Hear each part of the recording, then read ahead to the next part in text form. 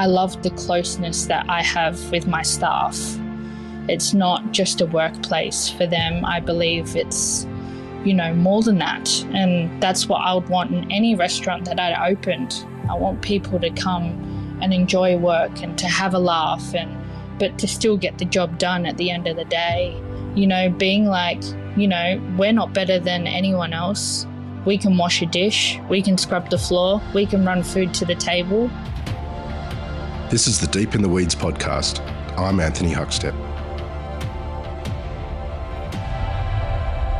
The opportunities to learn in the hospitality sector are endless, whether traversing the globe through the lens of wine varietals and regions, or the layers of cuisine ingredients and techniques from countries to regions to small towns all over the globe.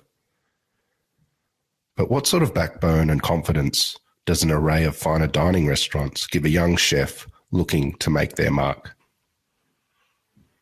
Ashley-Maree is the chef and co-owner of Cross-Eyed Mary's in Coolangatta, Queensland. Ashley, how are you going? Yeah, good. Yourself?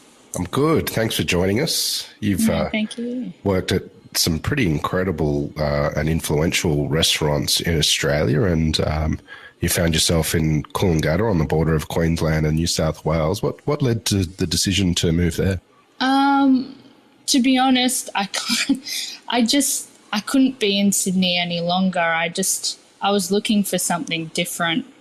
I came back. I was working on and off at Biota for probably about 5 years, and I was given a job at Three Blue Ducks, and I helped open their Byron Bay hub. Loved the Northern Rivers. And then I found myself, after my grandmother passed away, moving back to the Southern Highlands, back to Biota. And after 6 months being back at Biota, I was like, what am I doing? As much as I love being home and I love working with James, I just found myself missing something. Like I wanted something more other than fine dining. I also wanted a lifestyle, as most of us try to achieve. So I ended up moving up to the Gold Coast, and I took a job at Paddock Bakery solely just to do bread. I spent about a year at Tartine in San Francisco, and I just found myself wanting to get back to the roots of bread. And weirdly enough, after a year doing bread, I missed fine dining. I missed service. I missed, the later starts and the later nights and just the mentality of the kitchen, other than working just solely in bread and being up at midnight and working till 11. So I ended up finding myself going back and working at Paper Daisy with Ben Devlin. And man, it was such an amazing place to work. The amount of stuff that he has created there, and almost like a Northern Rivers movement in a sense, to allow people in the Northern Rivers to eat better and kind of do better with restaurants and dining. So, I really loved it there, and I ended up moving too far up the coast, so I had to leave my job there because I had a motorbike, my only form of transport, and it was wet season as well. So, I found myself moving back up the coast. I took a job in what used to be the Cross-Eyed Mary site, which was called Tasca. I started working casually here, and in the interim of that, I went back down to Sydney and helped James open his pop-up at Chippendale. And then I came back and then helped open Labat in Burleigh Heads for a little bit. And then I was like, hang on a minute, I need to settle down. I need to chill out. I need to chill out a minute. take a breather. So I just ended up focusing on Tasca. And yeah, when COVID hit, unfortunately, the owners decided to sell. And there's a great pair of husband and wife couple down the road that own Francie's Pizzeria. We had a chat and we decided that we're going to buy Tasca, and spent probably about nearly most of COVID deciding what we're going to do with Tasca.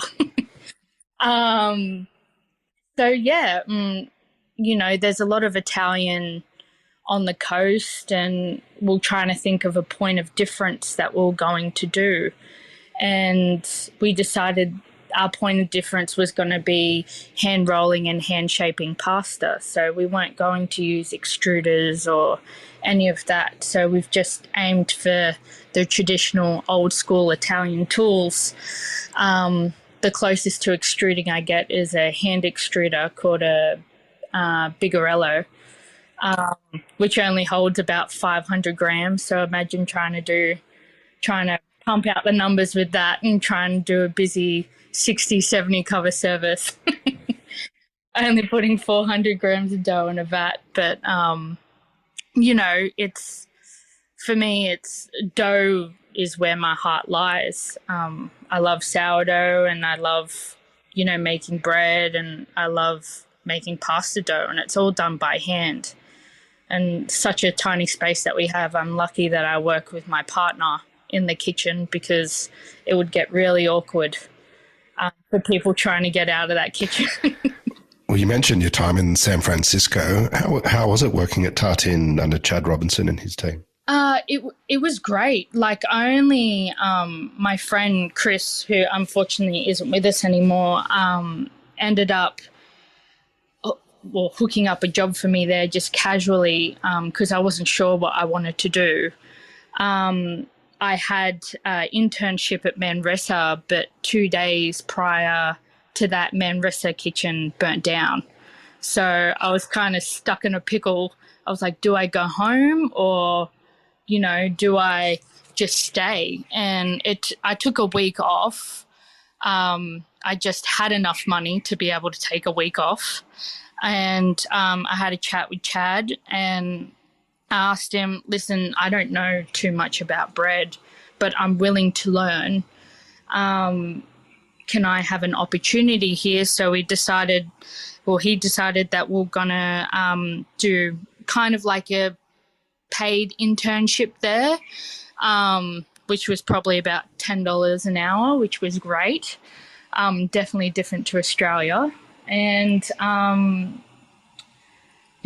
ended up being there for a total of 6 months, and came back home and started. As soon as I came back home, I ended up being, where was I after that? I'm pretty sure I was at Key after San Fran. But yeah, it was an eye-opener, like just the way to see Tartine back then was still quite small. Now Tartine has Tartine manufacturing, and we're just kind of at the cusp then of just expanding into a bigger space and taking more clients on. So, yeah, it was great to see something that was so small in the beginning become something that now is a worldwide name in sourdough. You've worked at some pretty extraordinary restaurants in Australia, which we can get to shortly, but when did you first start to get interested in food as a child? To be honest, I was late. I was actually year 9 at school, and I just nearly burnt down my house cooking eggs. My mother screaming at me in Portuguese, wondering what I was doing and how I could possibly nearly burn down the house cooking eggs. And I was like, oh, well, how can I avoid this? Maybe I should learn to cook. So I was offered, I wanted to leave school. I wasn't that interested in school. And I took a job in DY at the Sandbar, which was just this little cafe / restaurant. A couple of guys that worked in there were from Tetsuya. that were just getting out of fine dining. But yeah, I ended up moving up there close to my auntie because my mum didn't want to completely kick me out of the house. So yeah, I did that for about 6 months, and I decided that I really wanted to invest my life in cooking, and I started becoming really passionate when I went to Becasse, and I guess it just stemmed from there. Well, you've worked at Becasse, Key, Paper Daisy, Biota. What's been the really important moments that have helped create your ethos in cooking? I would say completely it would be my time at Biota. Like, in honesty, I feel back then when you have such an array of great restaurants under your belt, some people build up an ego. And basically Biota got that out of me.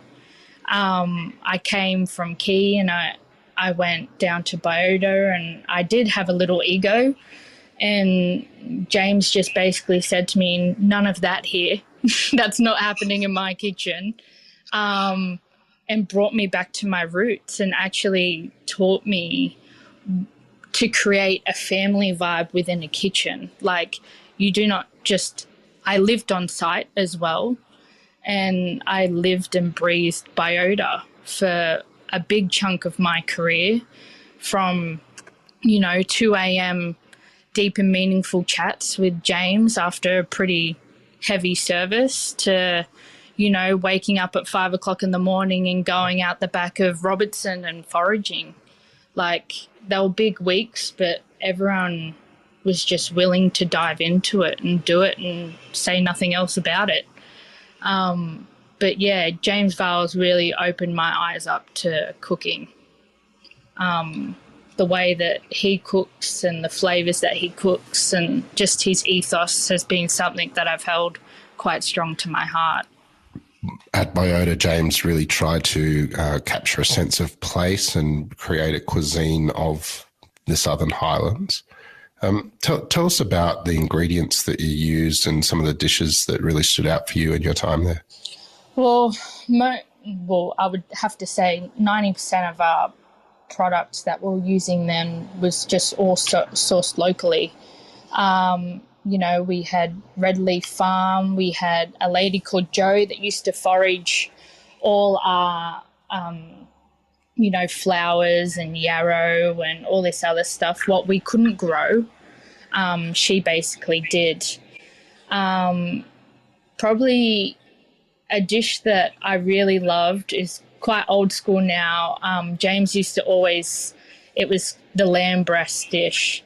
And we cooked it with oats, and the whole ethos was like your mother, like the mother's milk to the pasture. Like, we're using, I think it was chickpea. We were using oats. Sorry, we were using oat grass on the dish to garnish as well, and lucerne being from hay. That dish was probably my favourite. And another one he had was the Mum's Roses, which was about his mum's rose garden, So in summer we used to put this dish on, which was with peach and peach gel, cream and liquid nitrogen. We'd smash the roses up with meringue. And that was like, his parents were super involved in that restaurant. His mum, we all knew on first name basis, same as his dad, Kath and Ian. But yeah, it was a sense of place and family and locality to the Southern Highlands and to his upbringing in the area, which at that time no one was doing. And I don't think any restaurant that I could think of had that amount of closeness to the food, to the restaurant, to the locals like he did. With all those restaurants that you worked at, that fine dining sort of background that you have, what's some of the positives that you've taken from those restaurants that you use now in your restaurant? Probably the first one is to be calm and collected. I don't know how many times I was in trouble in services. To really get myself out of the weeds was probably a really good one. Respect as well, respecting everyone from the kitchen hand to the floor staff to, the person that works right beside you, is respecting them and respect what they do at the end of the day to create what we're creating. I would say that would be one of them, and how to push on. That was another one. But yeah, I would say those are my main ones. I carry a lot of them these days. As we all know, hospitality is changing. The mentality of the kitchen's changing, how people want to work and how we want to be perceived. It's not so much anymore about getting a plate thrown at you or getting locked in a cold room. It's about, getting the best out of that person and making sure we're not burning each other out. You mentioned your Portuguese mother a little earlier, and you're a daughter of Portuguese immigrants to Australia. Well, tell us about Portuguese cuisine and what food meant in your family growing up.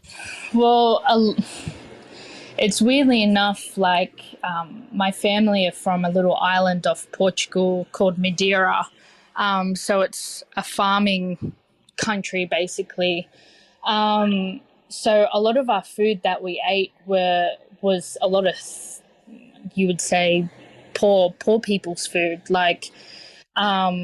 But that was just the heritage of how they cooked. Like they took bits from Italy, they took parts of France and heaps of the Mediterranean with them. But a lot of my food was, cabbage soup, pork knuckle, polenta, a lot of fish. And my grandmother, she got pneumonia when I was quite young and she lost her sense of smell and taste. But man, she could cook much better than me. Like anything that she touched was liquid gold. Like she's just an amazing cook. Even though with all the issues that she's had with herself, like she's been in the country for probably about 50 plus years, and I can still not understand her fully. She doesn't read or write English. She's very strict with her heritage and how she's been brought up. But yeah, like every Christmas, every Easter, every Boxing Day, every birthday, we all gathered together, and it was just, this big family outing of just, back then it was amazing, the food, drawing from all this culture when, I spent most of my life at a school in the back of Whoop Whoop, where there wasn't too much culture. Everyone was, country Australian, and, I was kind of the weird child because I was a little bit darker and I was a little bit different. But yeah, it was definitely an eye-opener for me. I would love to do something Portuguese down the road, just to play homage to my family. But yeah, it's in there. You mentioned that everything that your grandmother touched in regards to food turned to gold. Is there any particular dish that you have fond memories of hers? Oh, there's so many. There would be, I'm trying to think of the one, feijoada my grandmother used to make, which is like a whole lot of meat, a whole lot of beans, use pork hock in it as well to make a stock. And, that was probably my favourite, and cabbage soup, weirdly enough. with chunks of pork knuckle in it. Um, it was just amazing. The amount of flavour that, came out of secondary or wasted cuts was, yeah, just epic. You had a slight detour from fine dining. You're a bit burnt out from it to do bakery, but you were drawn back in. How different are you as a chef after that sort of detour? I would say a lot. Like, I always had this mentality younger as a chef that I just didn't want to cook savory, and I just didn't want to just do dessert, which, in my young career, I always got pushed to pastry. But I didn't want to just do that. I wanted to learn everything. I wanted to learn how to do bread, and I wanted to learn everything else from fish to meat. I didn't want to be, just happy with just cooking behind the pans. I wanted to expand my knowledge base and be more for myself and create more for myself. But yeah, I would say it's completely changed the way that I look at food now and how I actually run and create in my kitchen. How would you describe your food? Can you give us a sense of maybe a dish or two that sort of epitomizes where you are at the moment with your cooking? So I pull from tradition in Italian heritage. So I don't go too crazy, but I do an oxtail ragu that is done with hand-cut pappardelle, and I use a lot of orange in my ragu just to bring out the flavours of the oxtail. Plus it has ox tongue in it, but I don't tell anyone that because people in Coolangatta will not eat it. But yeah, that's probably one of my favourites. And I also do, I hand make all the sourdough focaccia in-house, and we also make our own cheese called cacio ricotta, which is like ricotta but done on vegetable rennet. So it's more of a firmer curd instead of just using the acid to split the curds and whey for ricotta. But yeah, I would say my oxtail ragu is probably the favourite that we kind of do here. But yeah, I try and keep traditional sauces with traditional pasta shapes instead of trying mixing them up. I try to, pinpoint north, south, and central of Italy instead of dragging from the north, south, and central and creating something. I try and keep it in tradition, but with my own spin on it, obviously. With experience in such amazing restaurants, and now you're in Coolangatta and a big part of the food community there, how different is it running a restaurant or cooking food for people of Coolangatta compared to Sydney or San Francisco? It is very different. Very different. It's the movement is definitely happening up here. It's slowly changing from what Queensland was to what it's going to be. When I first came to Coolangatta, we're probably about 4 years behind Sydney, I would say, food-wise. But yeah, we're a wine bar as well, and just seeing the area grow and accept these little things that we do has been great.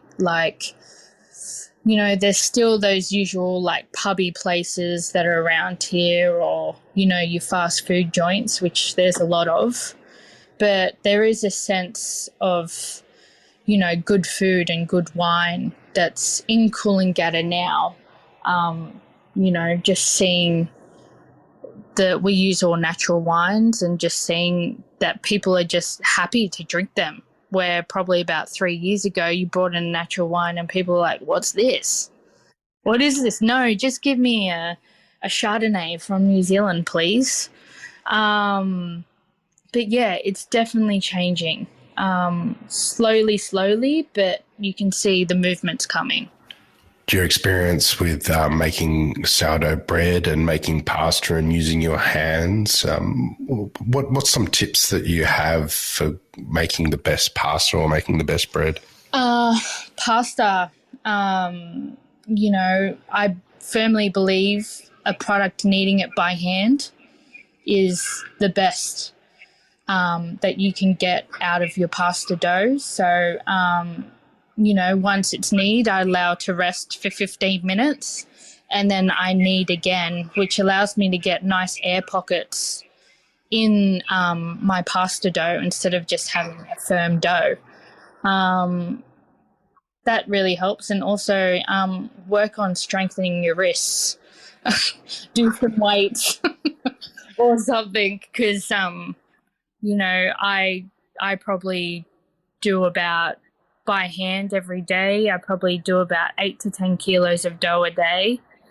And, they're split up into 10 batches, but, it does take its toll on your hands, but it's well worth it in the product that we get. It's a lot silkier. It's I'll not melt in your mouth, but it feels better in your mouth. The mouth feel is just so much better than, me personally out of an extruder.